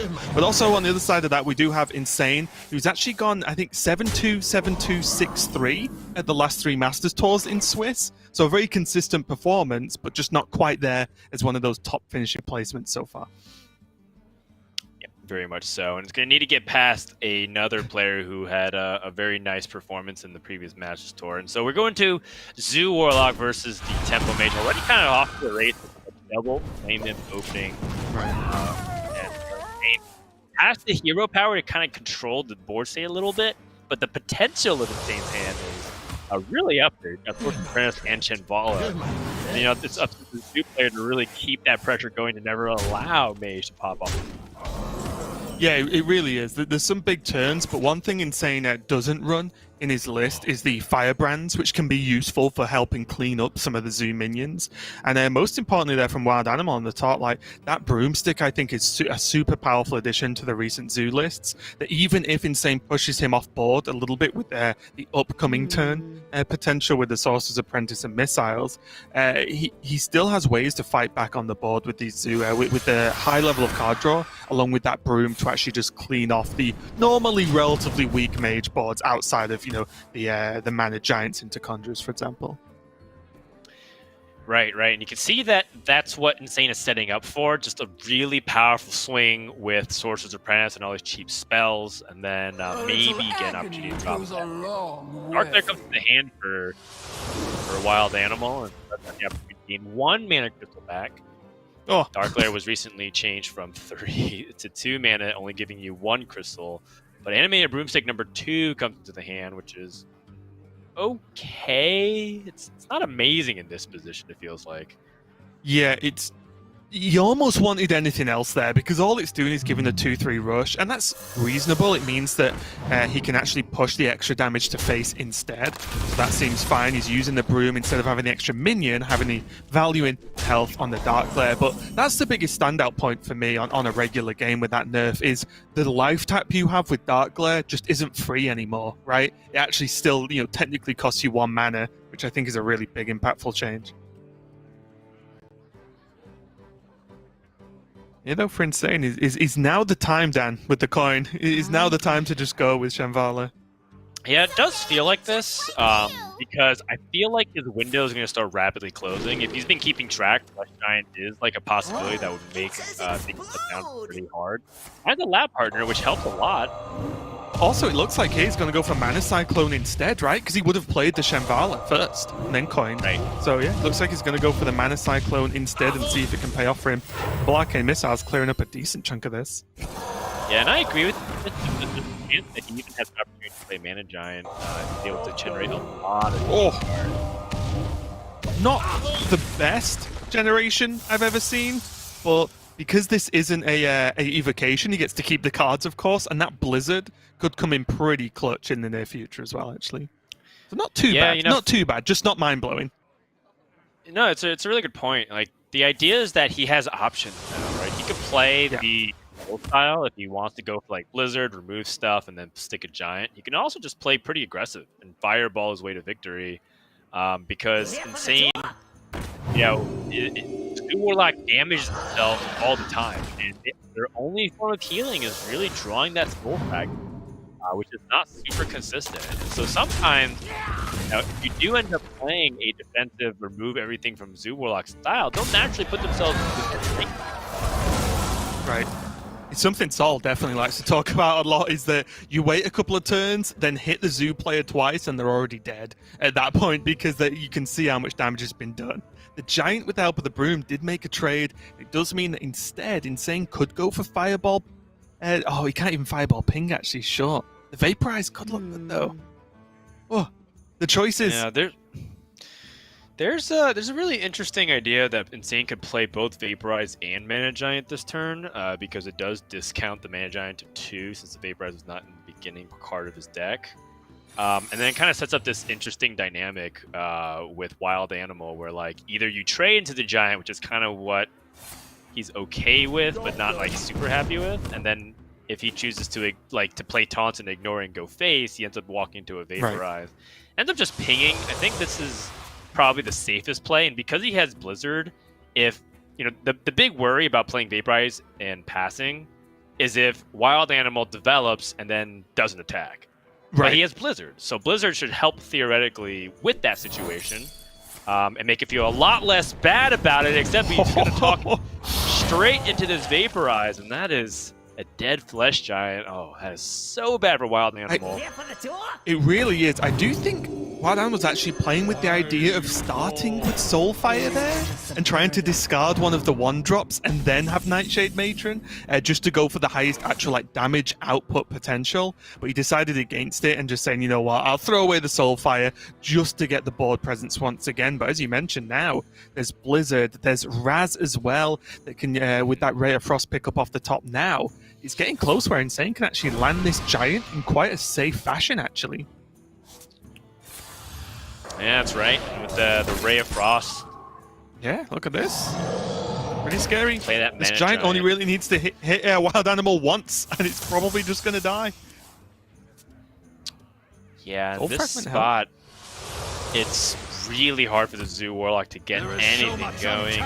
Looks like he is just dead. He life tapped, found some taunts, but I just don't think this is enough, because Insane has Blizzard plus Lab Partner, push the 8, and then Wild Animal is on a draw to lose. Yeah, he doesn't have any way to turn this around, and he just used up 2 of the only taunts in the deck.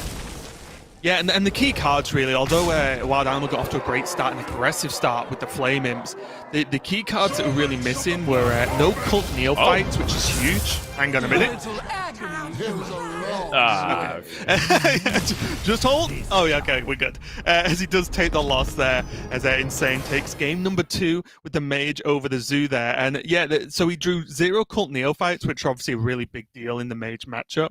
And also just didn't get the Hand of Gul'dan to go off. We never even saw it, which is one of the tools that means in the matchups where you do have to be a little bit careful about spamming life tap, it really helps by filling up some of your hand, whereas Wild Animal didn't get that choice. He had to just press life tap as often as possible to keep going with the resources. And you can see, like I said, it took the Giant to hit twice, and then the game just ends, which is a pretty rough one for Wild Animal to fight back on. But it does mean Insane's only got Demon Hunter left. And Dan, I don't think we've spoken about this, but I do talk and argue a lot with Saul about this deck. But what do you make of these builds of Demon Hunter right now? Do you like them, or do you think, along with a lot of the other casters, think they're very weak?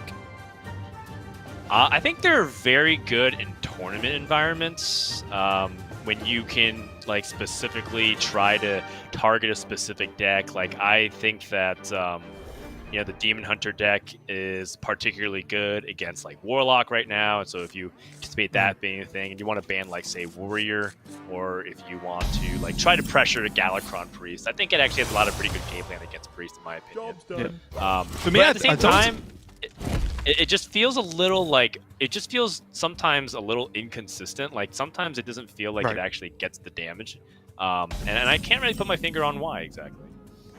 Yeah, one thing I was thinking about was whether the times where you actually get what's the card? I think double jump to draw an outcast card because you only really run the Skull of Gul'dan in the deck. I've actually considered playing that card just as an extra Skull of Gul'dan draw because the games you draw Skull, I feel like you're so powerful, but the games you Right. don't, it's a real trouble. But maybe that's just the story of Demon Hunter. Full stop. You see though, Insane does have a Skull now to the far left, but also. Look at the weapon potential, 2 Marrow Slicers and a Horde Pillager in this list. Yeah, it's interesting because, he is banning classes like Warrior and then just playing Horde Pillager, so it's like doubling down and really trying to punish Priests, really trying to punish Mages. And even if he goes up against somebody that does have any weapon removal, he's able to get it back, but Right. we know that Demon Hunter excels particularly against slower decks. The one exception seems to be Druid, because Druid isn't truly like a slow deck. They're just they just play like they're actually a mid-range deck that happens to have more mana crystals than your average mid-range hunter deck at this point. Because once they start ramping, they really turn up the gas. And so from here, Wild Animal has to make a decision, which is, do I commit to the ramp, or am I just going to save this front-loaded to play in a different time instead? Like, he could play Overgrowth and then play his turn 7 following while holding on to all these cheap cards from outside. It's very interesting, isn't it? Because I'm a little bit surprised with the sort of quite aggressive opening of the early 2 mana feeders for Insane. I'm surprised that Wild Armor didn't feel a little bit more threatened and maybe went for a more immediate play because he does have Bloom and Coin available to him. But maybe he's just not rating the damage as a huge problem, considering he also does have that overflow in hand. But this damage is starting to stack up here, Dan. Like this, you can't really take this any slower right now. Yeah, this has been fast and furious. I feel like Insane's actually going almost a little bit too quickly, because I think there is merit to evaluate Horde Pillager versus Marrow Slicer number 2, because you have Skull of Gul'dan in your hand. But this is the turn that Diki Wild Animal's kind of been looking for. He finds a Mukla, and with the animated broomstick, that's why he saved everything up until now, because he wanted to have one giant burst of a turn. Funny enough, he ends up picking up the second broomstick because of the Salad's Pride. The question is, does Insane have enough damage to end the game? And he does not right now. That Kane only puts him at 8. And this is where the games get kind of tough, right? Because right now on 11 health, damage to face looks great. It's almost 2 turn. But I think because of Blade Dance and the threat of this board, yeah, I think this is pretty good. And actually, the Soul Share was perfect there. I was actually looking at a few different plays, but no, the Soul Share looks perfect. Gets the damage to face, clears the board, there goes the Mount Seller. And suddenly, Wild Animal's just on 6 health and a dream right now. Yeah, this is sort of a punish of Wild Animal taking it way too slow. I totally understand the concept of like trying to make your power turns really strong, but his turn summoned King Mukla, and he still didn't even really get to capitalize on it much because he doesn't have cards like Iron Bark. And now if he plays Overflow, one, he might run into hand space issues because he's holding 7 cards, so he would have to dump 1 if he wants to try to get full use of the 5-card draw. But the second thing is he's not going to develop anything meaningful on board. So let's say he does play Overflow, and he doesn't pick up a Nubisat Defender. Sam's going to pick up right where he left off, which is to just hit him in the face, re-equip another weapon, and push for lethal. Yeah, and you've always got to think like the Bloom gets played to open up some space and give some mana for Wild Animal, but you've got to think when you had Bloom options in the early game and then with a potential follow-up afterwards with an Overgrowth against a fairly aggressive open from Demon Hunter, then you do have to just wind back a little bit and maybe just think, was that too much of a greedy plan? Just not even coining out the Overgrowth and taking it very slow. And, it looks to be a little bit rough here. How much damage is that? 9, 10? That's 10 damage. Very close. But if I'm Insane, I'm thinking about just jamming this Lapidary right now. Or alternatively, setting up Horde Pillager. But like, I think Lapidary makes a lot of sense. And funnily enough, then, just to round it out, I was looking at Skull. Because there are so many cards you can draw into. Like, just getting hold of a Twin Slice is a huge chunk of damage within the next 2 turns. Kayn is there to help versus to get him to do any taunt next turn. Bladebound Adept's a good pickup as well for extra damage. Like, I don't know, I think I like Skull on here. Okay, I could definitely buy Skull if he chooses to not play a minion, because if he chooses to not play a minion, it's because he doesn't want to give any ability for Druid to rush up to the board and like do something impactful. Then next turn, what he can actually end up doing is playing Kayn Sun Fury and just crushing through whatever he plays. Yep. And now suddenly he can go Kayn, Hero Power, and Gladebound Elemental for a ton of damage.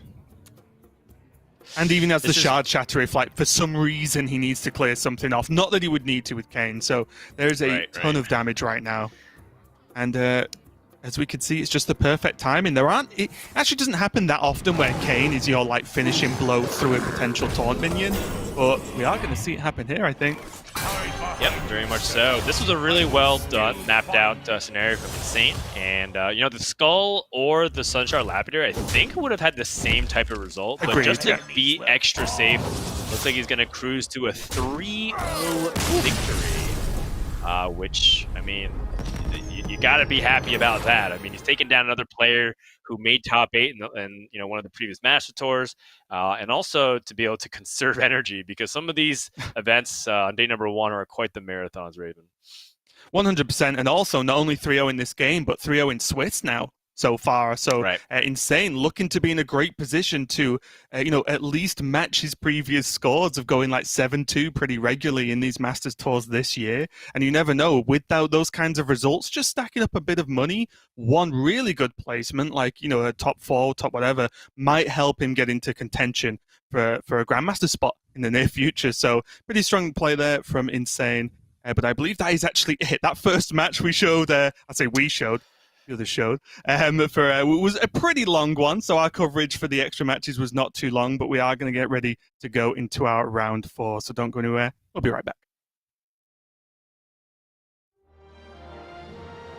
Masters Tour Montreal Online is brought to you by T-Mobile.